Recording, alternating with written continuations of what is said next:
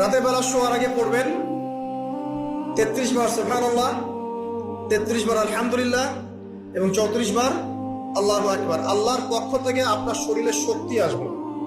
এটা যারা নিয়মিত আমল করে আল্লাহর পক্ষ থেকে তাদের শরীরে শক্তি আসে। হ্যাঁ, কারণ এইটা রাসূল সাল্লাল্লাহু আলাইহি ওয়াসাল্লাম কাকে শিখিয়ে দিয়েছেন? তার মেয়ে ফাতিমা রাদিয়াল্লাহু আনহাকে। ফাতিমা রাদিয়াল্লাহু আনহা এবং আলী রাদিয়াল্লাহু আনহু তারা দুজন গিয়েছেন আল্লাহ রাসূলের দরবারে, গিয়ে বলেছেন আমাদেরকে একজন দাসী বা দাস দিন, বাসার অনেক কাজ আমরা করতে পারি না, লাগে না কাজের মানুষ। নবী সাল্লাল্লাহু আলাইহি ওয়াসাল্লাম বলছেন যে আমি কি তোমাদেরকে এমন কিছু শিখিয়ে দিব যেটা তোমাদের এই দাস দাসের অভাব পূরণ করে দিবে, প্রয়োজন হবে না? অবশ্যই শিখিয়ে দিন।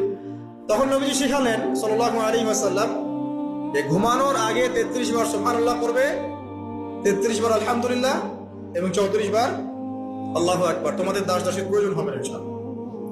ওর ব্যাখ্যায় অনেক ওলামায়ে কেরাম বলেছেন যে এটা নিয়মিত আমল করতে থাকলে রোগ ব্যাধি কম হয়, শরীরে শক্তি আসে, এনার্জি বাড়ে, আপনি নিজের কাজ নিজেই করতে পারবেন ইনশাআল্লাহ।